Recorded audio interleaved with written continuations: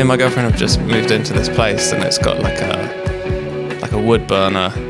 So when it snowed last time, we sort of like had the fire going, and it just felt like very cliche, but very cozy and lovely. Are you in a house or a flat? In a house, yeah. We've actually just bought our first place, and it was the most stressful and terrifying experience of my entire life. Yeah, so we lived in a flat in Bath for years. We just had to find a way to get on the housing market, as they say. So we've just bought a house in Chippenham, which is where I grew up. Ah, okay. Yeah, or where me and Ewan grew up, should I say? Does it feel like a fresh start? If you're moving back to the roots, I don't know if it feels like a fresh start, but it definitely feels like a new chapter. I don't know if it feels like I've regressed slightly. Also because we had to live with my mum for like a year while we were saving up our deposit and things like that. So it kind of, nice to have that freedom back. Yeah, absolutely. Wait, so were you living with your mother during lockdown? The first one, yeah. I imagine you hadn't anticipated that when you moved back in. No, definitely not. But, it's fine. We made it through without killing each other, which is good. I consider that a massive success, and I'm sure she does too. What's the kind of music making setup like at the moment then? So are you in separate cities now, the pair of you? Yeah. So just I'll give you a little background on sort of our recent lockdown and things like that. Ewan literally just had a baby. He's had a little girl called Marta. She's about 3 weeks old. Whoa. So that was, just after Christmas. Everything's kind of been up in the air for us. Even more so than sort of pre-baby. Obviously, there was lockdown things. But yeah, so Ewan lives in Bristol. I'm living in Chippenham. But we have a studio in Bristol, which is in this... Well, it used to be the police station, and our studio is down where the holding cells used to be. So it's like, it's an old prison cell, basically. And it's all like... You still got the bars? They do on some of them. Not on ours, thankfully. But yeah, it can be pretty creepy down there at night time. But we've kind of like, obviously we've done our room up so that it's a cool place to spend a lot of time. I feel a little bit cozier. Yeah, I mean, I feel like when people come and work with us, we sort of lead them downstairs into this like scary looking building. And then we tell them the story about the fact that it's, these prison cells and things like that. And you can kind of see the fear and that, oh God, what have I got myself into? And then they come into the room and it's all lovely. So we have that space. And then when lockdown happened, me and Ewan just sort of grabbed a bit of choice, a few of our favourite bits of gear each, and worked separately from home. We've been doing like Zoom sessions with people, but also just doing a lot of mixing and just tidying up jobs. It's quite nice to have the time to do that stuff that you think, well, I probably if we were in sessions every day, I never would have got that track finished or that demo done or whatever. So yeah, it isn't. We've adapted to lockdown music making, and a baby. A lot of different things are happening at once. A lot of new chapters. Child, home, lockdown. I know. Yeah, we've had pretty full on year, I think. Lots of life-changing decisions happening. But at least they were decisions and not like thrust upon us. Apart from the pandemic, obviously. Does music start to occupy a different role in your life when there's a lot of kind of transition occurring? That's a really good question, and one that I don't really feel very well equipped to answer. I would say that generally I go through phases with my relationship to music anyway. Sometimes I feel like much more of a listener than an actual musician. Or I get more out of just listening to records or other people play than I do. Or it's almost like I feel like I've forgotten how to write or how to play. And then I'll go, a month or so like that, and then it will spur some kind of really creative moment for about 3 or 4 weeks, and then I'll sort of level out again. So it's hard to say whether it's all the sort of moving parts that have happened recently or whether it's just like different phases. But, you know, we've only been in this house about 3 months, and I feel like my attitude towards making music has changed about 4 or 5 times in that time frame, which I don't know if that's normal or whether that's that's just me, but I'm sure somebody else must feel my pain in that way. Can you see quite clearly when the shift is coming, or does it just happen and suddenly you're in a consuming period instead of a creating one? Yeah, I think I realize as I'm about to come out of it, if you know what I mean. I feel like, yeah, if anything, what kicks me out of it is just like, Jesus Christ, all I'm really enjoying is listening to records, and I need to put that to good use and sort of apply it to something creative. At least, I don't know, maybe I'm giving myself too much credit there.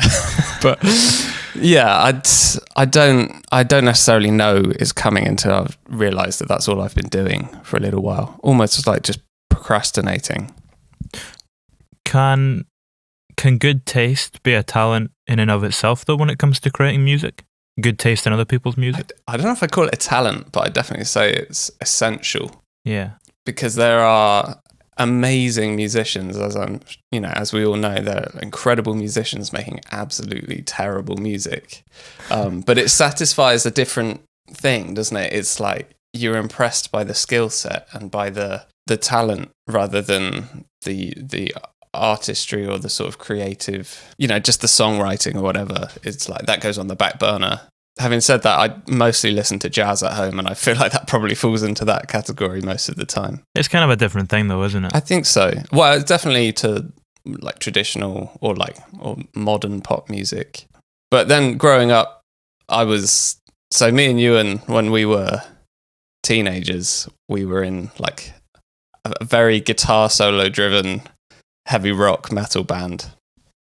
And so I was into like Steve Vai, Joe Satriani, and just anything with a fast guitar solo. That's all that was required for me to be sort of satisfied that it was a good song. And I feel like as I grew up a little bit, my taste sort of changed. And funnily enough, the same thing sort of happened to you, and at a roughly similar age.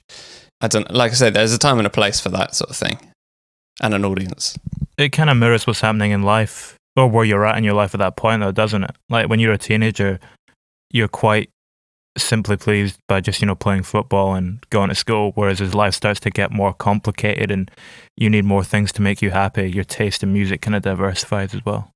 Yeah. In parallel. Yeah, definitely. And I think your reasons for listening to music changes. I think what I was looking for as a teenager in music was something to push me as a guitarist, because I was learning to play guitar and I wanted to get better at it. Whereas obviously I got amazing by the end of that and then moved on to songwriting. I'm joking, of course. It's a terrible guitarist. Terrible. But Ewan was a pretty epic shredder. He, sweep arpeggios and all of that. We used to do this thing where we'd, when we were playing a show, where we'd like play this harmonized guitar solo and then put our guitars behind our backs and lean over each other and play each other's guitars. Oh god, it was awful. Who's the eldest? I'm the eldest. Yeah. Do you remember the first time you felt like you inspired or influenced him in a musical way? I don't know that I would confidently say that I ever have. The thing is, our dad played guitar when we were growing up, and that obviously made us want to play, made both of us want to play. And I think because it was kind of like an unspoken deal with our mum that once we got secondary school, we could have electric guitar lessons. But until then, it was acoustic, just sort of strumming 4 chords and things like that. So maybe once I was allowed to have electric guitar lessons, maybe Ewan sort of wanted to get more involved. But if I'm honest, I think he's always been the one that's listened outside of his comfort zone and found something cool from it and shared it with me. And I'm sure I've done that with him too, but I think I don't know if it's been as extreme, if you know what I mean. When we were listening to sort of metal and things like that, he was also listening to like Joni Mitchell and just sort of like more words or like lyric driven folk music rather than just shredding. I mean, I've talked about shredding quite a lot so far, and it's really not something that features in what Bad Sounds do at all anymore. But are you still quite conscious of your comfort zone now? I'm not sure that I really have a comfort zone. Like I said, sometimes it really is like I don't know where to start, almost as if I've never done it before. Sometimes when you're writing a song, it fights you so much that it feels just like you have no skill, like you've never done this before and you'll never be able to write a decent song again. And sometimes it comes really easy. So that's a tough one. I hear a lot of songwriters say that, actually. It's an interesting thought. There's not much else in life that's like that. No, it's really hard to compare. I saw an interview with Lou Reed once where he said there's days or like entire periods where if you asked him to write a song, it would be like asking him to build a car. He just doesn't know how to do it. And then that passes and something good comes along. But it really is that extreme. It's like, how does this work again? And, eventually. It's when you get a few of those in a row that it can really knock your confidence. Panic, yeah. Yeah, and me and Ewan are so lucky that we have each other for that, because there have definitely been times over the past few years where I've just called him up and been like, I don't think I'm bringing anything to the table here, and I feel like all my ideas are just crap. And he'll have a similar thing, but because we know that that's not the case. It's easy to see when you're on the outside looking in, and we're able to sort of support each other through those periods and get through so that we write something amazing, hopefully. Do you tend to be in those periods at different times, or is it ever in sync? It tends to be different times, if I'm honest. And I consider that to be, we're extremely fortunate that is the case 99% of the time. Makes it easier to combat. Yeah, definitely. And I feel like the thing that's always worked with Bad Sounds is that when I'm up, Ewan's down and I can bring him up, and vice versa. Or when I'm struggling, Ewan can sort of help me, or I can help him when he's struggling. Or there's a certain thing that he's really good at the minute and I'm struggling with. And we just sort of like, we counterbalance each other in almost every area. And, different skill sets sometimes as well. I would say that when Bad Sounds first started, Ewan was like the sample guy and the beats guy. And then he kind of fell out of love with that for a bit as I was getting really into it. And he went into more sort of classic songwriting, and that was his sort of passion for a few months. It's just a really nice working relationship. And the fact that we're brothers obviously means that there's a degree of sort of safety and respect between us that really helps. Yeah, unless you're the Gallagher brothers. Okay, yeah, because we've always been best friends as well. I would say that sort of anybody who knows us personally will know that sort of to our detriment, I would say most of the time. Our dad has always sort of worried that we've not really put ourselves in a position to make other friendships because we spend so much time together. And we're so close that it's hard to let other people in sometimes. Not many people have a friendship like that that's completely foolproof. But there's always a degree of fragility when it's someone who's just come into your life by chance. Yeah. We do have close friends outside of just the two of us. But yeah, and we just know, like I said, it's just like safety.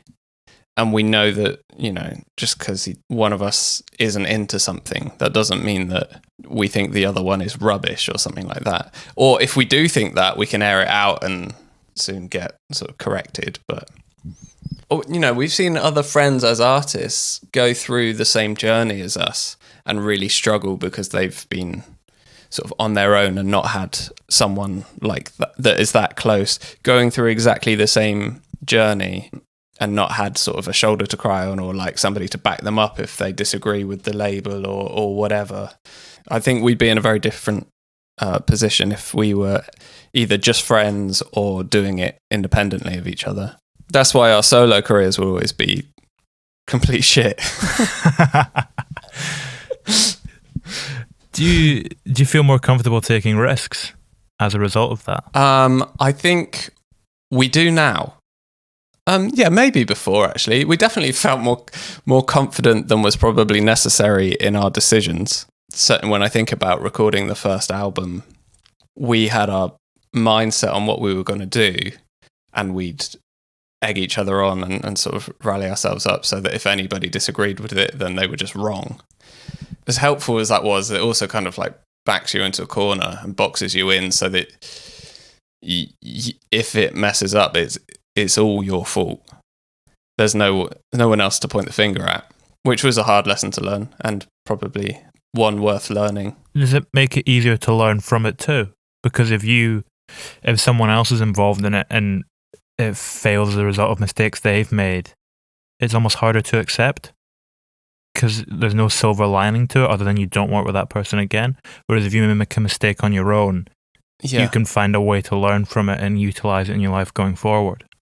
Absolutely. I would say a prime example of that is music videos, and something that we've always had a very difficult relationship with, because we know what to do if something's going wrong in the music making process or in the artwork process or the live show and things like that. But when it comes to making music videos, we really have no skill set in that area, and you're kind of putting your vision into somebody else's hands or a team of people and hoping that you've explained it well enough so that they get it in the way that you want it to sort of come out. And I'm not sure, maybe with the exception of one or two, I'm not sure that we've ever really come out with the exact thing that we had envisioned when it came to music videos.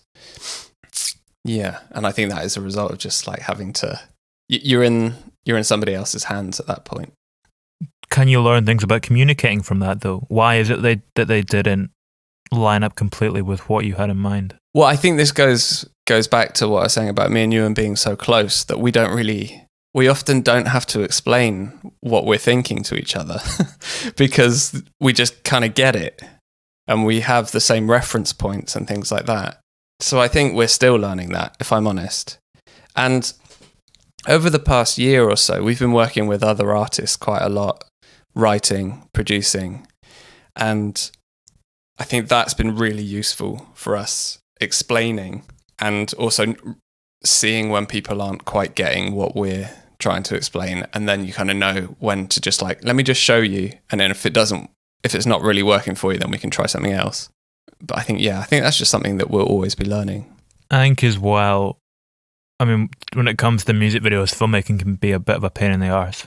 Like, you've kind of got one chance to get it. You can't just keep working at it like you can with a song. Absolutely. Yeah. In fact, the music video we just shot for Move Into Me, we shot it twice in the end because the original idea hadn't really been communicated properly to everyone involved, and then the end result just didn't look anything like to say it didn't look anything like it is a bit extreme, but it wasn't quite right. And it ended up being easier to just like, let's just go back, reshoot it, make sure that everybody's on the same page. And that was definitely the way to go. That's one take, right? That was one take. Well, it was probably about 6 or 7 takes. But you cheated it. Yeah, there's only about 2 edits in it, maybe 3. But the crux of it is that it's mainly just one take, yeah. And I would say that in general, all my favourite music videos, are generally one take sort of shots or one shot videos. I don't know what it is about it. So if something can really sort of draw you in with one shot for a whole sort of 3.5 minutes, then I feel like it's well worth watching. I guess it gives it a fluidity in the same way that the song has. Like, you don't have that same kind of sharp cutting motion. Like, even though it's one take, there's obviously a lot of almost different kind of shots in it in terms of, the composition. Like, although there's no cuts, you're still moving into different shots. Yeah. But it does so in a way that's maybe more in line with the music. Yeah, absolutely. And even like, I'm trying to think of other music videos we've done that aren't. So There's a music video we did to How You Gonna Lose, which is basically, it's one shot, the camera is rotating constantly through the song, and the band are set up in a circle around it. And for me personally, there's something so captivating about that, because I feel like you're kind of wondering what you're going to come across next. It's sort of what's happening out of shot that you're interested in seeing. For me, that's more exciting than just like loads of heavy editing really quickly to sort of keep the pace up, which I think maybe when we were growing up watching sort of MTV2 and Kerrang and things like that, a lot of music videos were just like energy with lots of edits rather than like a cool image. Yeah, it's the same with films as well now. The average shot length, like 30 years ago, whatever, used to be 9 seconds, and now it's 2.1 or something. That's some knowledge. That's some serious knowledge. I'm probably talking at my arse, but it's something like that. I remember watching a YouTube video where well, you said it now. It's on the internet. It's fact. It's fine, man. I talk at my arse in this podcast all the time. You say it with conviction and you're all good. Yeah, exactly. But that's amazing. That's why I think directors like Tarantino stand out so much, because they'll just focus on the dialogue and let the scene take place rather than cut back and forth all the time. I think about things like Hateful Eight, for example. It's mostly the same set, and all the scenes are really long. All the shots, sorry. You want to generate the energy from the action as opposed to putting it in kind of artificially with cuts. Absolutely. Yeah, that's a really good way of putting it. Or we were saying a little while back about the music video where you had to go back and reshoot it. Do you ever rewrite songs completely in a similar way? Where you'll have the concept, but you just, kind of start from scratch once again? I would say that every time we've done that, we've never released the song. Because either we've fallen out of love with it, one version has something that the other version doesn't have. If you work on a song too much, then it just becomes stale to you, and you forget why you thought it was good in the first place. So I guess my answer is, yeah, we have, but it's never really worked out for us. Because every time we've written a song, certainly like the early Bad Sound stuff, everything that was finished started out as an original demo. So the track that we went in and worked on in the studio was a home demo, and we just built on that. We left, the drums the same, or some of the backing vocals or whatever. It's all built on from the original demo session. I think because we're producers as well as writers, something that gets us excited about the song in the first place, or the demo, is the way that it sounds. And if you start to re-record or take it apart and build it back up again, then sometimes you lose that, and you're not really sure what it is in the first place that you liked about it, but you just know it's not there anymore, and that means the song is shit.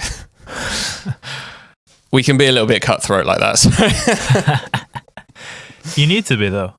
Well, I think... You can't have half measures. Yeah, if you're passionate about what you do, I think it does end up being a bit extreme sometimes, and we have to catch ourselves. It's like, no, it's not bad, it's just not right, and our time is probably better spent doing something else. And, that's not to say that, you may return to it a few years down the road and totally see it in a different light and turn it into something else. Because I think that's Radiohead's national anthem. I think Tom York wrote that bass line when he was at uni or something like that. And they didn't release it until Kid A, so it's always worth going back to them. But just some space, I think, is quite helpful. Does it feel like a new song at that point, though? Well, I've never been lucky enough to have that kind of turnaround with it. Yeah, I don't know. I would imagine so. I would imagine if you give yourself enough time away from something, you'd sort of start to view it in a different light. And even listening to Get Better now, our first album, I hear it completely differently than I did when we were making it, for better or worse. But in terms of like seeing the full picture? Yeah. Yeah, I hear the mix differently. I hear the performances differently. It's really weird. I couldn't really explain what's caused that.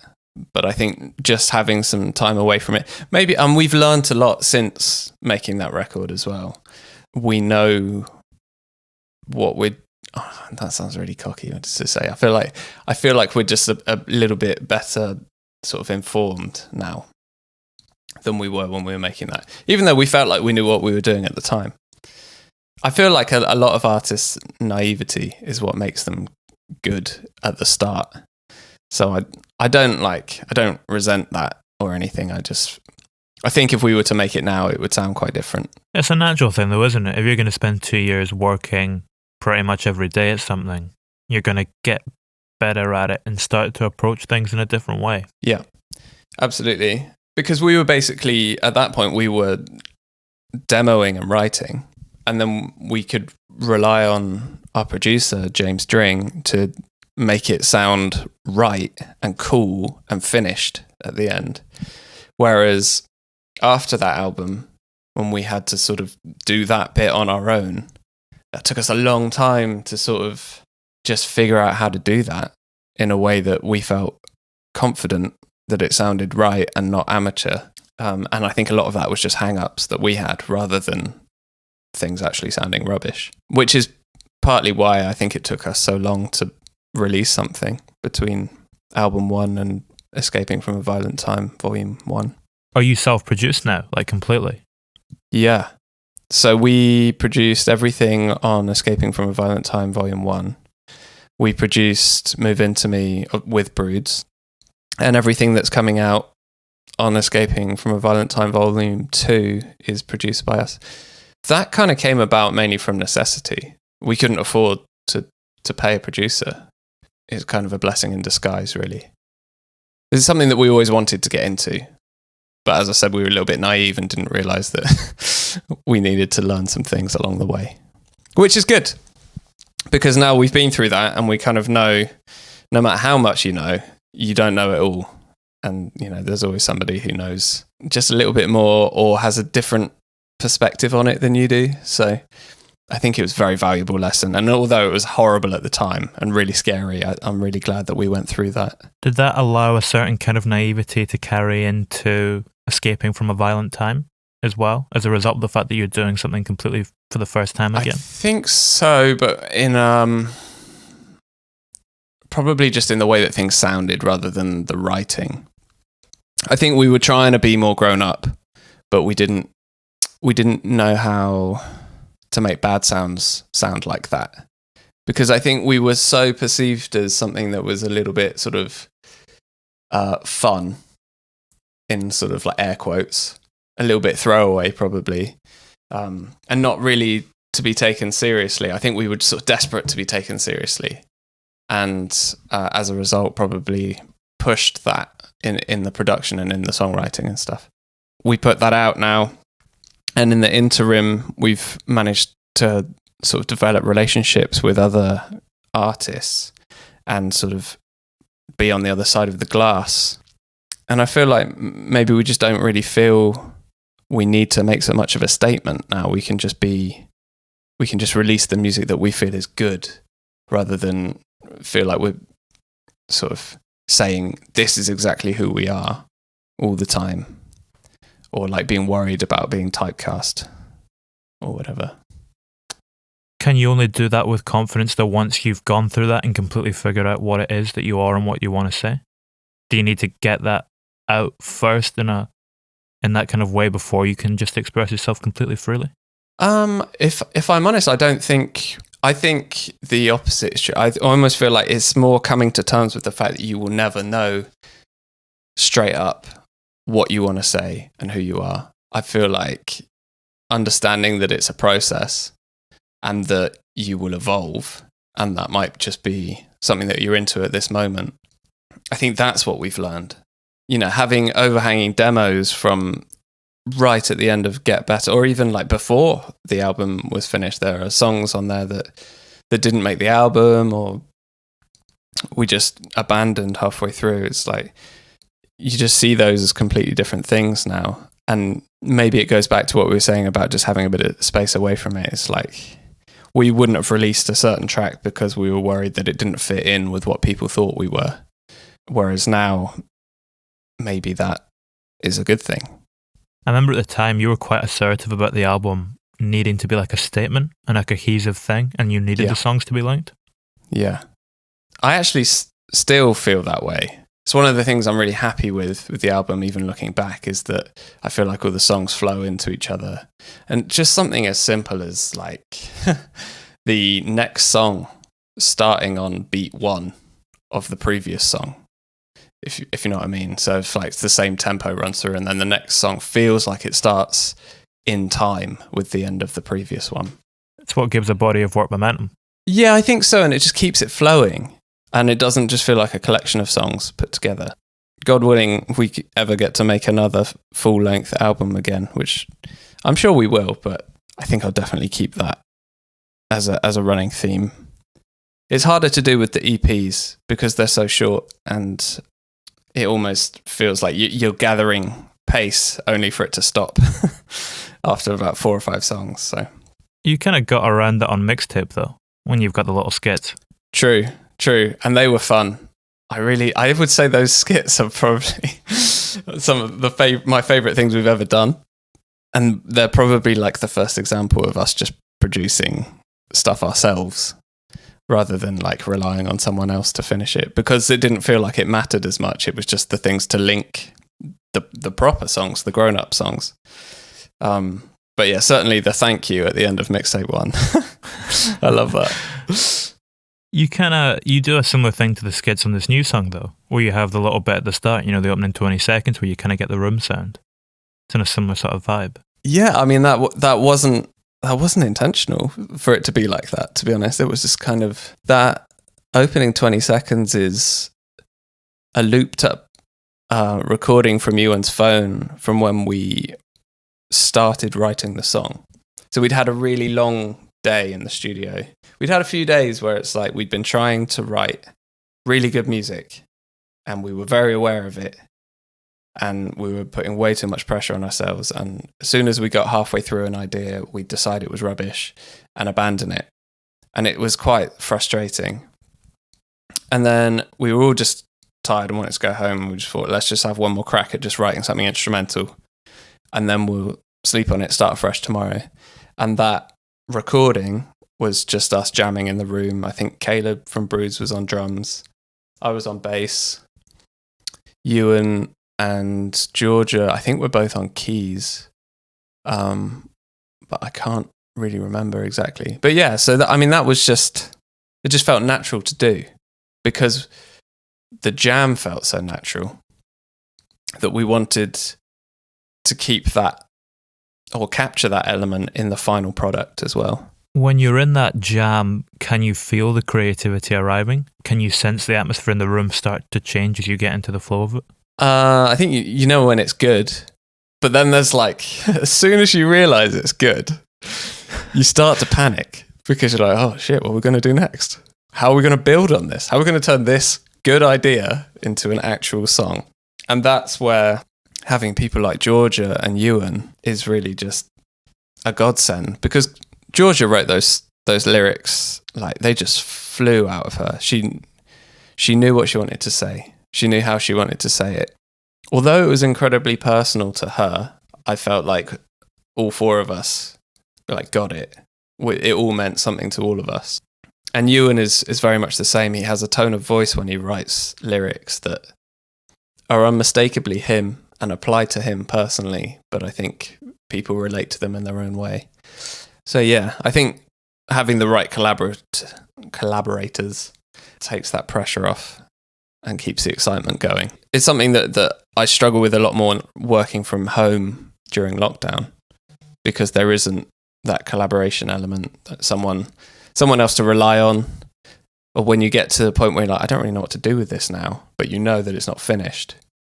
That's a lot harder on your own. And when you're in a group dynamic with people you trust and respect, it tends to just flow naturally.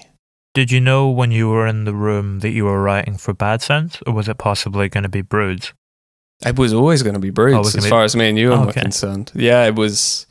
We wanted to write something for them, for their next album. I think we hadn't been writing with other people for very long.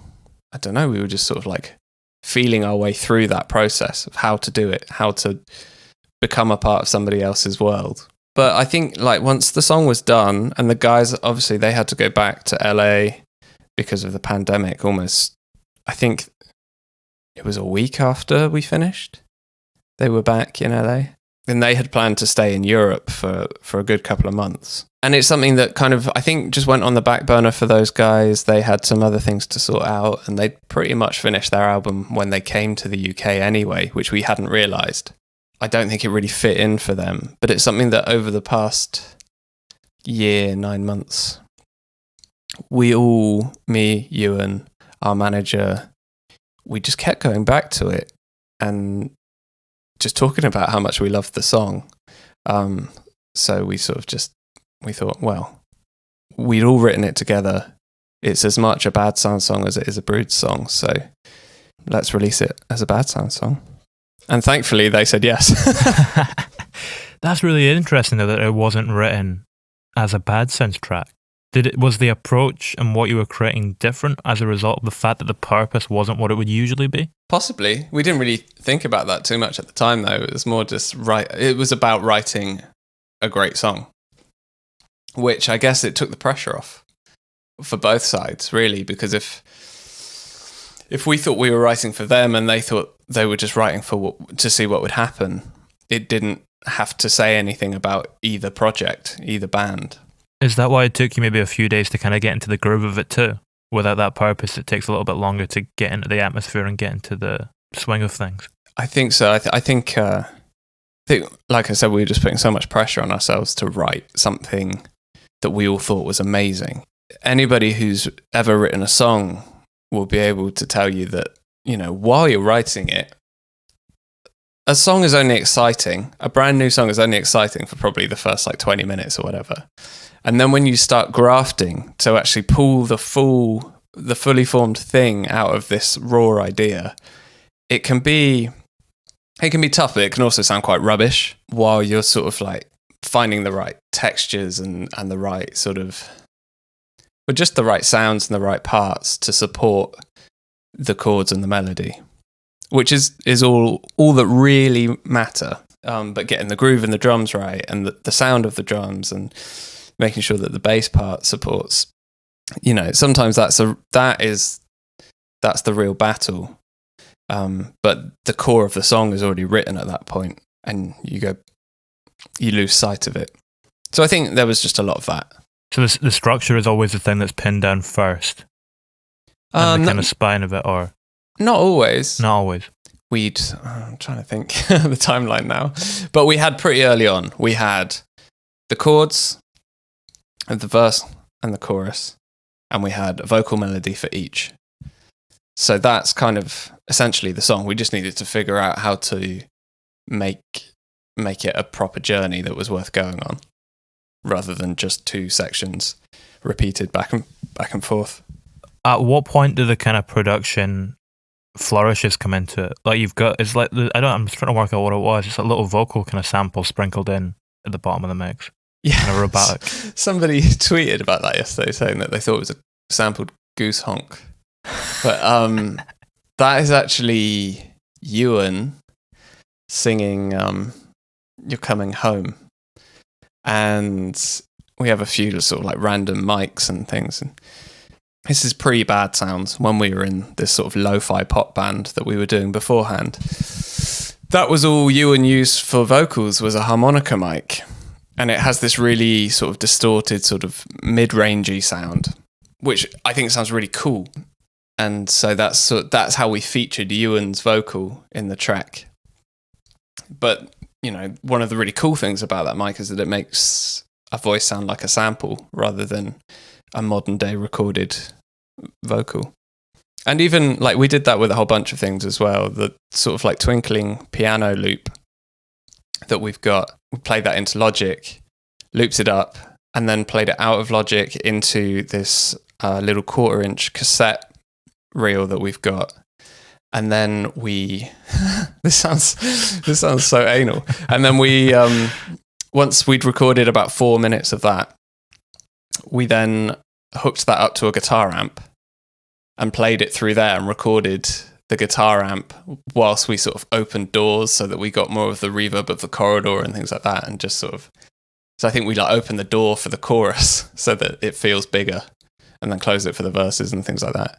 Is that a conscious, I know how this needs to sound and this is the steps that I need to take to get to that? Or is that a let's experiment a little bit and see how this turns out? I think it's a little bit of both, if I'm honest. I wouldn't say that we're like, I know exactly what I'm doing here. I don't think we would ever really say that with confidence, but it was kind of like, I think this will sound cool and it's definitely worth trying. So why not? Sort of thing. And I think it's almost like, this is such a lame thing to say. I apologize before I even say it. But you know the improv thing where it's like, whatever happens, you it's like yes and you just kind of go with it and just accept that that's what's going to happen and how can you build on it. And I think that's sort of the best attitude that you can have when you're writing music and recording it. I guess it again comes back to a word we've mentioned quite a few times now, which is momentum. Yeah. Yeah, it's essential when you're creating something. And I think because we're such snobs, we'll quickly decide that something's absolutely rubbish when it's really, we've just got used to it. And the magic's gone, if you know what I mean. Like I said, that first 20 minutes is the most important bit. Because if you're confident that the song is there after that point, then you know that you're working towards something good. Whereas if after 20 minutes you know that there's something cool in there, but you don't know if it's the song, then every step following that is sort of like, is this right? Is this what it should be doing? Is it making it worse? And that's just a recipe for disaster. Can anything ever arrive in the process that rekindles that magic once the spark's kind of gone out a little bit? Or the fire's dampened down? Yeah, absolutely. I think it's usually just, I think you kind of need collaboration for that though. I think you need a fresh perspective or somebody that hasn't really, say there's 4 of you working on it and it's all, the well's dry for that project or that song or whatever. And then the one person that really hasn't been super involved or they've been on their phone for most of that sort of 20-minute period suddenly tunes in and comes up with something that puts a whole fresh spin on it and makes it completely exciting again. But that's rare, I think. It's almost like a push and pull. Like someone or it's almost like passing the baton. Like someone takes it along a little bit and then someone else gets it and pushes it forth and then someone else catches absolutely. it. And that's something that we've learned over like very, very recently. Having, up until the end of 2019, we'd only ever written me and Ewan. And it was either I would write a demo and send him the file and he would build on it and then we'd finish it together or vice versa. We hadn't opened up the doors for that sort of collaboration, which is ridiculous because it's always something that we said we wanted to do.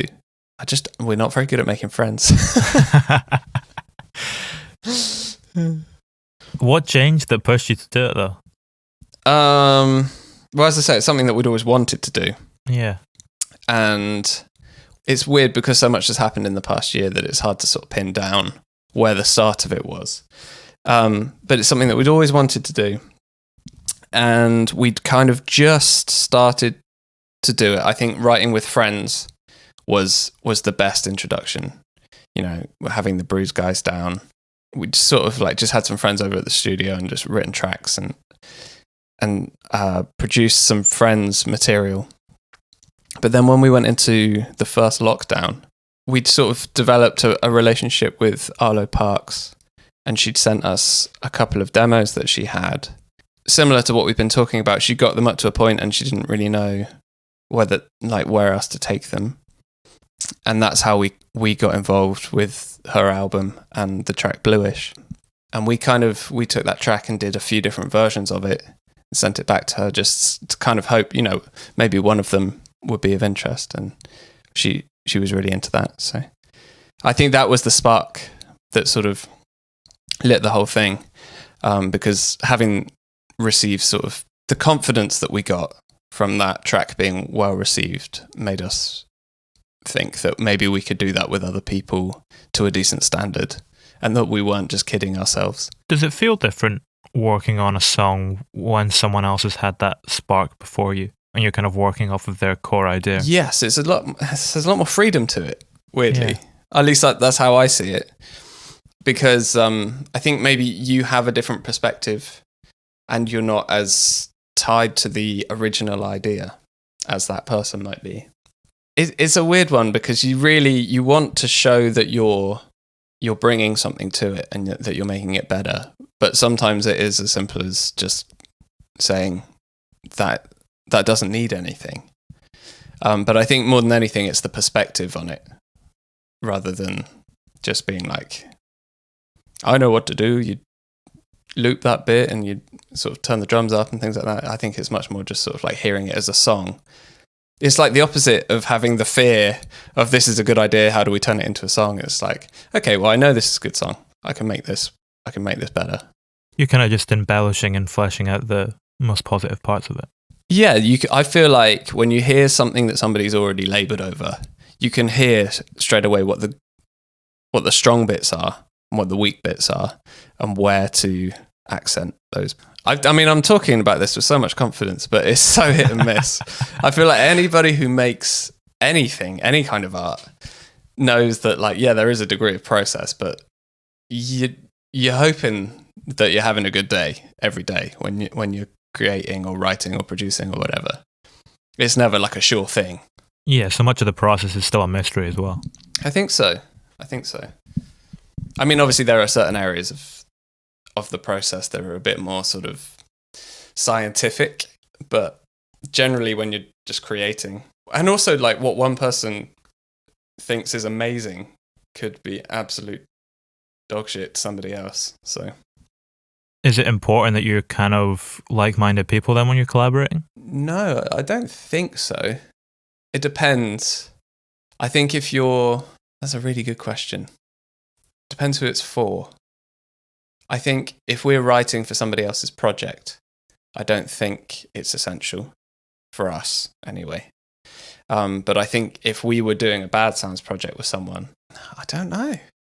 I'm about to contradict myself. It's a good question. It's a really good question. Because having a different sort of perspective on it could be the thing that makes it. But I think it's harder to spot.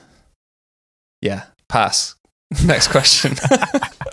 It's interesting though. I mean, do you learn things about your own creative voice when you're kind of writing through someone else's vehicle or working on their project?